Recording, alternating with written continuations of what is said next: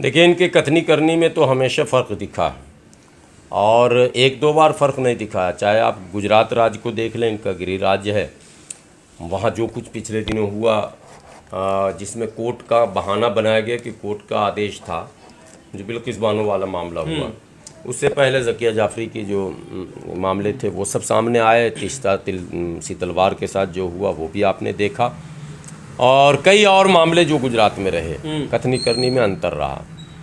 उसके बाद आप देखेंगे अगर उत्तर प्रदेश में, तो आप देखें कि तमाम मॉब लिंचिंग की जो घटनाएं घटी हैं उसमें भेदभाव दिखा।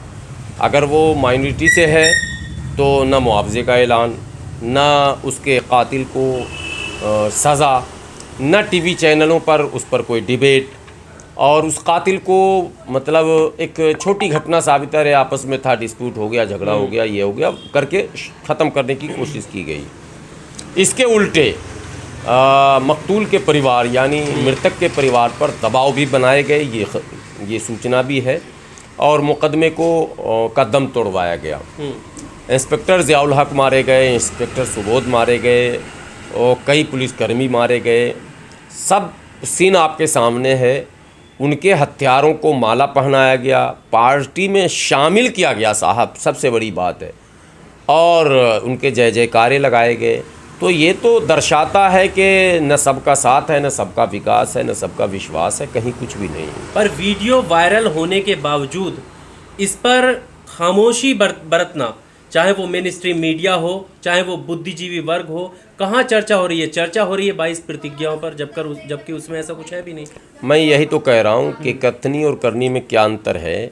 जिस यूपीए सरकार पर लगातार आरोप लगाए गए घोटाले के, उस यूपीए सरकार में डी राजा समेत डीएमके के दिवंगत नेता करुणानिधि की पुत्री करुणामुझी, या क्या उसका पूरा नाम है, बड़ा अजीब सा, वो सब लोग जेल गए।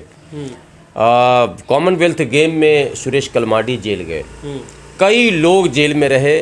2G 3G जो कुछ भी हुआ, सारे घोटाले में सरकार ने कार्रवाई की, और बाद के दिनों में कोर्ट ने क्लीन चिट दे दिया इनके सरकार में कि नहीं, ऐसा घोटाला हुआ ही नहीं था।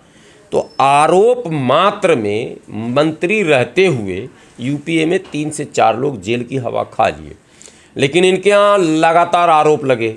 आप लखीमपुर खीरी में देख लें, मंत्री के बेटे ने थार गाड़ी चढ़ा दी, न इस्तीफ़ा हुआ मंत्री का, न मुकदमा हुआ सही ढंग का, और न कोई जिम्मेदारी लेने को तैयार हुआ।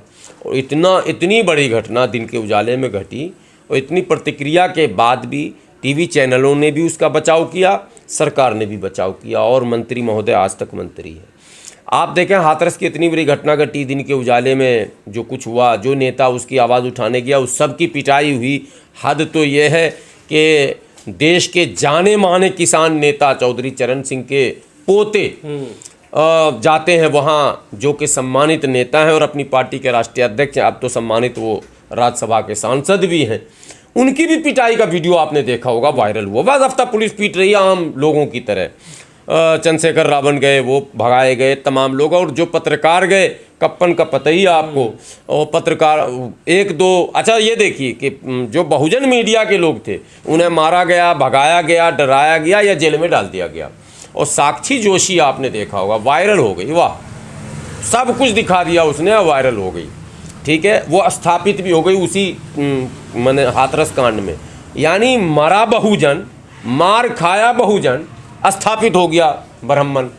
ये खेल इस देश में बहुत दिनों से हो रहा। सताए जाएंगे हम, मारे जाएंगे हम, जेल जाएंगे हम, हीरो बन जाएगा कोई और ये बात मैं बार बार कह रहा हूँ कि इस व्यवस्था में बड़ी चालाकी से दलितों का भी नेता ब्राह्मण है, मुसलमानों का भी नेता ब्राह्मण है, और ब्राह्मणों का तो खैर नेता है ही ब्राह्मण, पिछड़ों का नेता भी ब्राह्मण है, और अब तो देश का नेता ब्राह्मण है। अरे मोहन भागवत जी जो कहते हैं वही टीवी पर चलता। अब पता नहीं कि सरकार मोहन भागवत जी चलाते हैं कि मोदी जी चलाते हैं, चूँकि मोदी जी तो ओबीसी हैं। प्रधानमंत्री तय करेगा कल क्या होगा, परसों क्या होगा, कैबिनेट तय करेगा, लेकिन नागपुर की बैठक में मोहन भागवत जी तय करते हैं कब जनसंख्या कानून लाना है, कब यूसीसी लाना है, कब कौन सा चीज़ लाना है। सारे बयान आ रहे हैं आपके सामने। कुल मिलाकर अभी दिल्ली देश की राजधानी है। दिल्ली में जो घटना घटी नंद नगरी, सुंदर नगरी में, और जो मंच था, पहली बात के इस तरह के आयोजन की आवश्यकता क्यों पड़ी। घटना घटी, ठीक है, चैनल वाले उसको हाईलाइट किए, वहाँ भी हम कोई ये नहीं करते हैं। उसको उन्होंने हिंदू मुस्लिम का एंगल दिया, हालांकि वो हिंदू मुस्लिम लड़ाई नहीं है, वो सारे साथी हैं, ताश खेलने वाले, जुआ खेलने वाले, सट्टा खेलने वाले, दारू पीने वाले और वो चैन स्नेचर और पॉकेट मार, इनका क्या धर्म होता है, इनकी आपस में दोस्ती होती है, इनका आपस में पंगा होता है। तो वो लड़ाई इस टाइप की थी। इससे पहले मंगोलपुरी में रिंकू शर्मा का आपने देखा होगा, वहाँ भी लड़ाई इसी तरह की थी, साथियों की, उसको भी हिंदू मुस्लिम घोषित किया गया।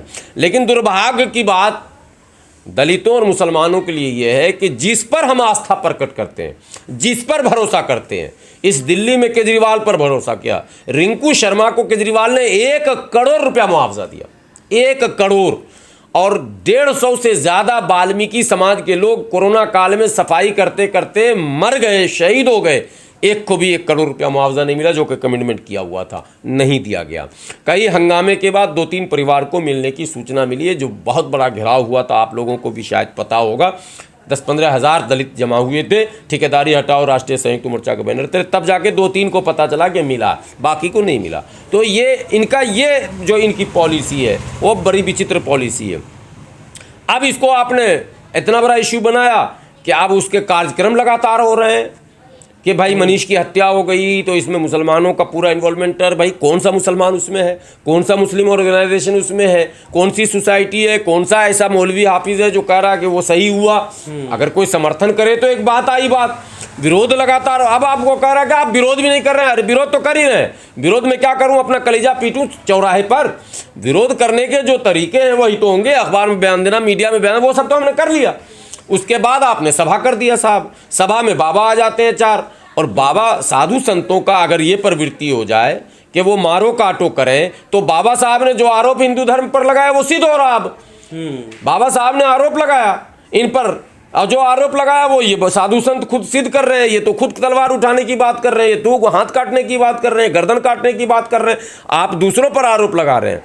राजस्थान में जो गर्दन कटने की बात आई सामने, एक मुस्लिम ऑर्गेनाइजेशन का नाम बताइए, एक मुस्लिम नेता का नाम बताइए जो दबे जुबान भी उसका समर्थन किया हो, ऑफ कैमरा भी किया हो। नहीं, कहीं नहीं, आज तक मुझे कोई नहीं मिला। मुझे हर मुसलमान ने कहा गलत हुआ, ये नहीं होना चाहिए था, सरासर गलत हुआ। बल्कि हर मुसलमानों को ये शक है कि ये हुआ नहीं, ये कहीं से कराया गया जी, और उस व्यक्ति को छोड़ भी दिया जाएगा, हो सकता है उससे कोई मैच फिक्स किया गया हो। ये सारी बातें, ये शक है। आज भी मुसलमान दबे जुबान कह रहा कि ऐसा हो ही नहीं सकता, कोई मुसलमान ऐसा कर ही नहीं सकता, ये कराया गया।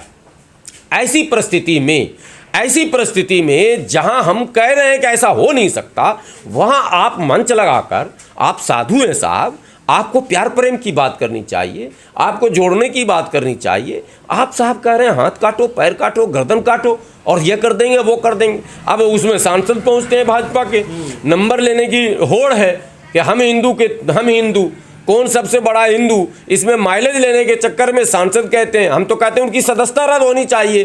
कोई भी सम्मानित सांसद जो लोकसभा में जब चुनकर आता है तो शपथ लेता है, और जो शपथ लेता है वो संविधान की लेता है। भारत की संविधान में है कि लोकसभा का सांसद खड़े होकर कह रहा है मुसलमानों का आर्थिक बहिष्कार करो, मुसलमानों को ऐसे करो, मुसलमानों का सामाजिक बहिष्कार करो, इन कटमुल्लों से ये ना करो, वो ना करो, फला चिला दिस दैट सारी बातें। तो हाँ, काटने मारने की बात खुली मंचों से आप कर रहे हैं, और टीवी पर सरतन से जुदा पर डिबेट कर रहे हैं, और इस्लाम को टारगेट कर रहे हैं। इस्लाम के नाम पर, देखिए मुसलमान और इस्लाम दो चीज़ है। इस्लाम के नाम पर कोई भी मुस्लिम उलमा या तंजीम कभी ये नहीं कहता हुआ सुना गया होगा कि ये काट दो, वो काट दो और मार दो, इस्लाम के नाम पर। और जो कहा उसका फट से विरोध हुआ ज़बरदस्त। जो नारे लगे थे सरतन से जुदा, गुस्ताख नबी का, जमकर विरोध हुआ। और मैं आपके सामने बैठा हूँ, मैंने तमाम जगहों पर विरोध किया, तमाम जगहों पर। और जो ना समझते उनको मैंने समझाया कि कुरान हदीस में है ही नहीं इसकी इजाज़त, आपको हक ही नहीं बनता, ये खलीफा का हक है, यानी कि सरकार का मामला, यानी कि कानून का मामला। ऑटोमेटिकली घूमकर बात वही आ गई कि जो संविधान में व्यवस्था होगी, अरब में अगर ऐसा होगा तो अरब का जो संविधान होगा वो तय करेगा। भारत में होगा, भारत का संविधान लागू होगा, बांग्लादेश में होगा, बांग्लादेश का संविधान लागू होगा। ऑटोमेटिकली आम लोगों का कोई लेना देना नहीं, और कुरान आम लोगों को मुखातब नहीं कर रहा है इसमें। ये बात क्लियर हो गई। लेकिन अब साधु संतों को सामने आकर कहना चाहिए कि क्या वाकई मनुस्मृति में, क्या वेद में, या पुराण में, या गीता में, या रामायण में, या रामचरितमानस में कहीं ये जिक्र है क्या कि कोई व्यक्ति आपस में अगर झगड़ा कर ले तो भी आप उसका कत्ल करें, तो भी उसका सामाजिक बहिष्कार करें। कई जगह आपके मामले आए सामने, कई जगह डाइन कहकर आपने मॉब लिंचिंग किया, कहीं मुसलमान उसमें शामिल नहीं था। सामाजिक व्यवस्था बता रहा हूँ। कई जगह मैंने ये 100-200 साल 500 साल पुरानी बात नहीं कर रहा हूँ, अभी की बात कर रहा हूँ। आज भी सिर्फ ब्राह्मणों का अपमान करने पर दलितों के मैंने साथ जो है दुर्व्यवहार किया गया, किसी को तो मार तक दिया गया, किसी को आधमरा कर दिया गया। तो ये सारी घटना घट रही, तो आपको अगर सामने कहना पड़ेगा